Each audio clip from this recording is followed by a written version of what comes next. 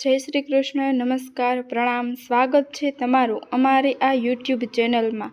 મિત્રો, આજે હું સરસ માહિતી આપવા જઈ રહી છું કે મૃત્યુ થયેલ માણસની આ 3 વસ્તુઓ ક્યારેય ન વાપરવી જોઈએ। મિત્રો, આ ગરુડ પુરાણમાં શ્રી કૃષ્ણ ભગવાનને સ્વયં કહેલું છે, તો આ વિડીયો ખૂબ જાણવા અને સમજવા જેવો છે, તો તમે ધ્યાનથી પૂરો અંત સુધી સાંભળજો અને પસંદ આવે તો વિડીયોને લાઈક તેમજ તમારા અન્ય મિત્રોને પણ શેર કરજો। આ ચેનલમાં પહેલી જ વાર આવ્યા હોય તો ચેનલને સબસ્ક્રાઈબ જરૂરથી કરજો। મિત્રો, ગરુડ પુરાણમાં ભગવાન શ્રી કૃષ્ણએ ગરુડજીને કહેલું છે કે મૃત્યુ પામેલ વ્યક્તિઓની અમુક વસ્તુઓ હોય છે જેનો ઉપયોગ કોઈ પણ વ્યક્તિએ ન કરવો જોઈએ। ભગવાન શ્રી કૃષ્ણ કહે છે કે આ પ્રકૃતિનો નિયમ છે કે જેનો જન્મ છે એનું મૃત્યુ પણ નિશ્ચિત છે। એ જ સત્ય છે જેને કોઈ પણ નકારી નથી શકતું।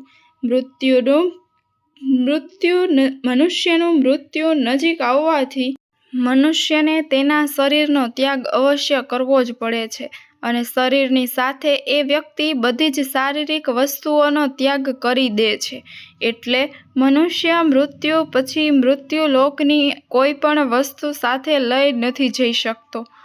જો તેની સાથે આવે છે તો તે માત્ર તેના પાપ અને પુણ્ય છે, બસ આ જ તેની સાથે જઈ શકે છે। તો મૃત્યુ થયેલ વ્યક્તિની કોઈ પણ જાતની વસ્તુ ન વાપરવી જોઈએ। મિત્રો, જે વ્યક્તિએ તેના જીવનકાળ દરમિયાન પાપ કરતાં પુણ્ય વધારે કર્યું હોય તો તેને મૃત્યુ સમયે કષ્ટ નથી પડતું, તેમના પ્રાણ સહજતાથી નીકળી જાય છે। આ શ્રી કૃષ્ણ ભગવાનને ગરુડ પુરાણમાં કહ્યું છે, પણ જે વ્યક્તિએ તેના જીવનમાં બહુ પાપ કર્યા છે તો તેને મૃત્યુ સમયે બહુ કષ્ટ આપે છે। તેનું મૃત્યુ ખૂબ પીડાદાયક હોય છે। મનુષ્ય તેના મૃત્યુ સમયે બહુ પીડા સહન કરે છે। યમદૂત તેના પર થોડી દયા પણ નથી કરતા અને તેમને તો તેના દોરડાથી બાંધીને યમલોકમાં લઈ જાય છે। યમલોક જવાના રસ્તા પરથી આવી વ્યક્તિને બહુ દુઃખ થાય છે। તે તણાવપૂર્ણ યમલોકનો માર્ગ પસાર કરે છે, પણ યમદૂતોને તેના પર જરા પણ દયા નથી આવતી અને તે વ્યક્તિને બહુ પીડા સહન કરવી પડે છે। યમુના દૂતો બહુ પીડા આપે છે અને શ્રી કૃષ્ણ ભગવાન કહે છે, આત્માનું આ સંસારમાં કંઈ પણ નથી હોતું। આત્મા તો અજર અમર, તેનો ક્યારેય પણ અંત નથી થતો કે તેના કર્મ અનુસાર વારંવાર જન્મ લીધા કરે છે। મનુષ્ય શરીર પણ તેનું પોતાનું નથી હોતું। મનુષ્ય શરીર પણ તેને ભગવાનના લીધે થોડા સમય માટે પ્રાપ્ત થયું હોય છે, જે એક દિવસ પંચતત્વમાં વિલીન થઈ જવાનું હોય છે। પણ તમામ મનુષ્ય સંસારમાં જન્મ લઈને ઘણા ભૌતિક સુખોનો મોહમાં પડી જાય છે। મૃત્યુ પછી પણ તે મનુષ્ય એવી ઘણી વસ્તુઓનો મોહ નથી છોડતો।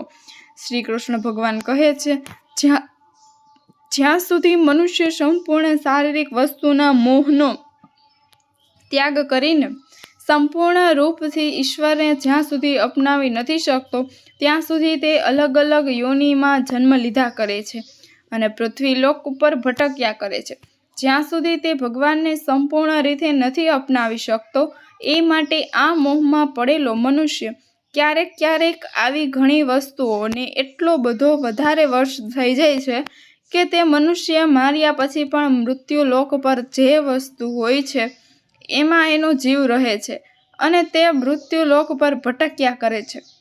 ઘણા બધા મનુષ્યની ઘણી બધી વસ્તુઓમાં મોહ માયા હોય છે, તેથી જ એનો જીવ એ વસ્તુમાં રહી જાય છે, તો એને મોક્ષ પ્રાપ્ત નથી થતો। એવી ઘણી વસ્તુઓની અંદર તેમનો જીવ હોય છે, તે માટે તેને પ્રેત યોનિ ધારણ કરવી પડે છે અને એ મૃત્યુલોક પર આ ધરતી પર ભટક્યા કરે છે। પ્રેત યોનિમાં શ્રી કૃષ્ણ ભગવાન કહે છે કે જો કોઈ પણ વ્યક્તિનું અકાળે મૃત્યુ થઈ જાય તો એ પણ પ્રેત યોનિમાં ચાલ્યો જાય છે અને પ્રેત યોનિમાં તે તેના લોકોને દુઃખ દેવા લાગે છે। ઘણીવાર આપણે આપણા પરિવારમાં કોઈ વ્યક્તિનું મૃત્યુ થયું હોય તો તેને યાદમાં આપણે એની વસ્તુઓ રાખીએ છીએ, તેની વસ્તુઓનો આપણે ઉપયોગ કરીએ છીએ। કોઈ પણ વ્યક્તિએ મૃત્યુ પામેલ વ્યક્તિની અમુક વ્યક્તિઓનો વસ્તુઓનો ઉપયોગ ન કરવો જોઈએ, કારણ કે તે વસ્તુ સાથે મૃત્યુ પામેલ વ્યક્તિની ઉર્જા જોડાયેલી હોય છે. તે મૃત્યુ થયેલ વ્યક્તિનો જો વસ્તુ પ્રત્યેનો મોહ વધારે હોવાના કારણે તે મૃત્યુ પછી પણ એવી વસ્તુથી જોડાયેલો રહે છે, અને જો આ વસ્તુનો ઉપયોગ જે વ્યક્તિ કરે છે તો તેને ઘણી બધી મુશ્કેલીઓનો સામનો કરવો પડે છે. મૃત્યુ પામેલ વ્યક્તિ તેને ઘણા પ્રકારના દુઃખ દેવા લાગે છે. એટલા માટે કોઈ પણ મનુષ્ય મૃત્યુ પામેલ વ્યક્તિની વસ્તુને ન વાપરવી જોઈએ. તમારી ઈચ્છા હોય તો તે વસ્તુને તમારા ઘરમાં સંભાળીને મૂકી દો, અથવા તો તે વસ્તુને નદીના પાણીમાં પ્રવાહી કરી દો. ભૂલથી પણ તે વસ્તુનો વપરાશ ન કરશો. મૃતક આત્માની શાંતિ માટે તેને પ્રિય વસ્તુ જે પણ હોય તેનું દાન કરો તો તેને બહુ શુભ માનવામાં આવ્યું છે. ગરુડ પુરાણમાં મૃત્યુ પામેલા વ્યક્તિની એવી 3 વસ્તુઓ બતાવવામાં આવી છે જેનો ક્યારેય પણ કોઈ પણ વ્યક્તિએ વપરાશ ન કરવો જોઈએ, નહીંતર મૃત્યુ પામેલા વ્યક્તિની આત્મા પૃથ્વીલોક પર જ ભટકે છે અને તેને ક્યારેય પણ મોક્ષ નથી મળતો, અને તેને બીજું શરીર પણ પ્રાપ્ત નથી થતું, અને તે આત્મા આપણને ઘણા પ્રકારના કષ્ટો આપે છે.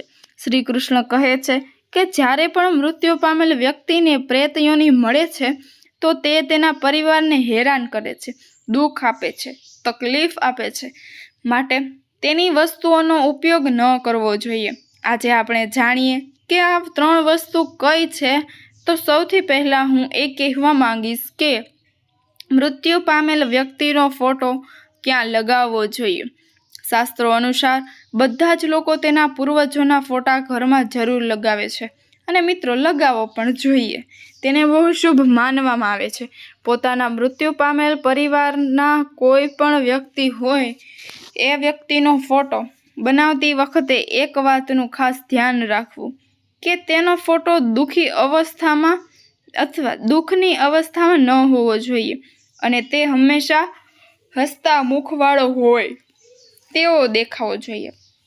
જ્યારે પણ આપણે તેના પોતાના દર્શન કરીએ ત્યારે આપણા મનમાં શ્રદ્ધા અને પ્રેમનો ભાવ પ્રગટ થવો જોઈએ. તેથી તે ફોટો ખુશી અવસ્થામાં હોય તો તે મનની સ્થિતિ પેદા કરે છે.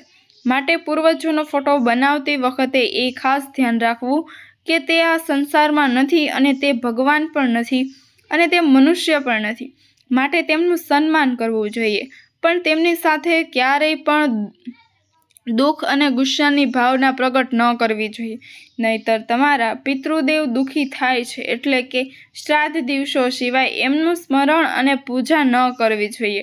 આ ગરુડ પુરાણમાં કહ્યું છે. મિત્રો, પિતૃપક્ષના દિવસો સિવાય જો તમે મૃત થયેલ વ્યક્તિને તમે યાદ કરો છો, પૂજા કરો છો, તો તે આત્મા ઘરમાં પ્રવેશ કરે છે. તો આત્મા હોય છે, આપણે એને યાદ કરી અને બીજા દિવસે એ ઘરમાં પ્રવેશે તો તે પ્રેતાત્મા કહેવાય છે. આનાથી ઘરમાં ભયંકર દુઃખનું વાતાવરણ સર્જાય છે. વાસ્તુશાસ્ત્ર અનુસાર પિતૃઓના ફોટા ઘરના મંદિરમાં પણ ન હોવા જોઈએ. તેનાથી ભગવાનનું અપમાન થાય છે, અને એના કારણે આપણા પિતૃઓ દુઃખી થાય છે. અને પરિવારમાંથી કોઈ પણ વ્યક્તિનું એક્સિડન્ટમાં મૃત્યુ થયું હોય તો તે પ્રેત યોનિમાં જાય છે, અને પ્રેત યોનિમાં એ પૃથ્વી પર ત્યાં સુધી તેની આત્માને શાંતિ માટે નારાયણ બળીની પૂજા નથી કરવામાં આવતી. ત્યાં સુધી તે પ્રેતાત્મા બનીને પરિવારના લોકોને હેરાન કરે છે.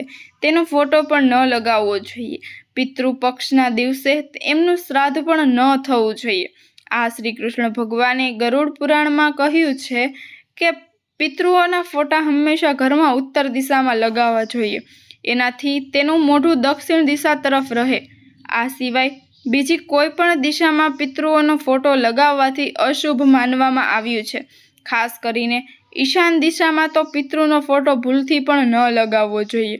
પ્રાર્થના દિવસોમાં પિતૃપક્ષના સમયે પૂજાપાઠ વિધિ જેવી વિધિ કરો છો તે હંમેશા દક્ષિણ દિશા તરફ મોં રાખીને કરવી જોઈએ. એક વાતનું ખાસ ધ્યાન રાખવું કે મૃત્યુ પામેલ વ્યક્તિ પાસે ક્યારેય જીવતા લોકોના ફોટા ન લગાવવા જોઈએ. સાથે બેડરૂમ અને રસોડામાં પણ પિતૃઓના ફોટા ન લગાવવા. હવે આપણે જાણીએ કે મૃત્યુ થયેલ વ્યક્તિની કઈ વસ્તુ આપણે ન વાપરવી જોઈએ. તો તેમાં સૌથી પહેલાં છે મૃત્યુ પામેલ વ્યક્તિના કપડાં.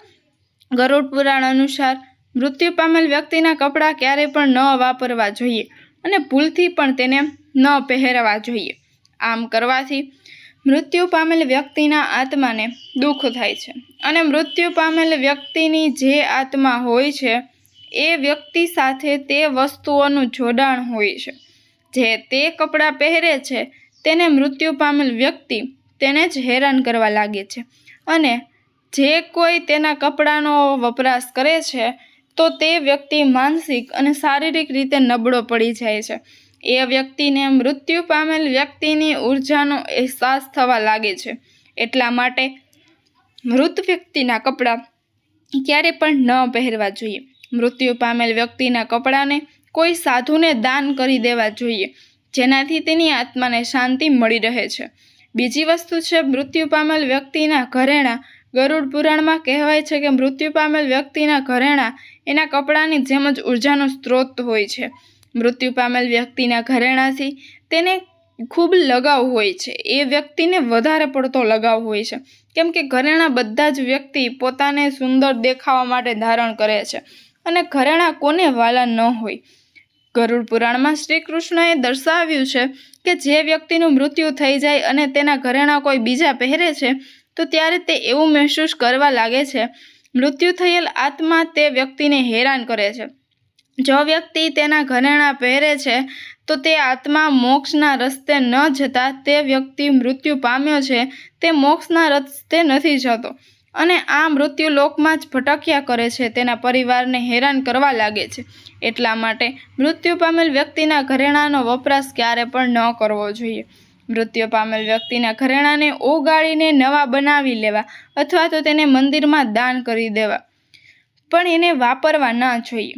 ત્રીજી વસ્તુ છે ઘડિયાળ. ઘડિયાળ મૃત્યુ પામેલ વ્યક્તિના પ્રમુખ ઉર્જા સ્ત્રોત છે.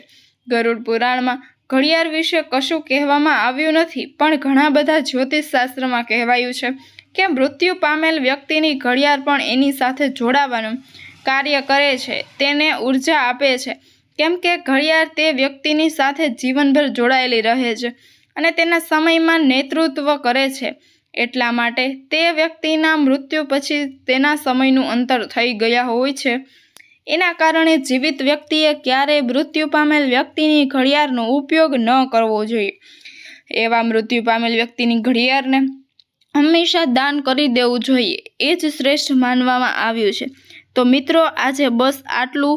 હું આશા રાખું છું કે તમને આ માહિતીનો વિડીયો જરૂર પસંદ આવ્યો હશે અને જો તમને આ વિડીયો પસંદ આવ્યો હોય તો લાઈક કરો, શેર કરો અને આ ચેનલને જરૂરથી સબસ્ક્રાઈબ કરજો. કોમેન્ટ બોક્સમાં સાચી શ્રદ્ધાથી જય શ્રી કૃષ્ણ જરૂરથી લખો.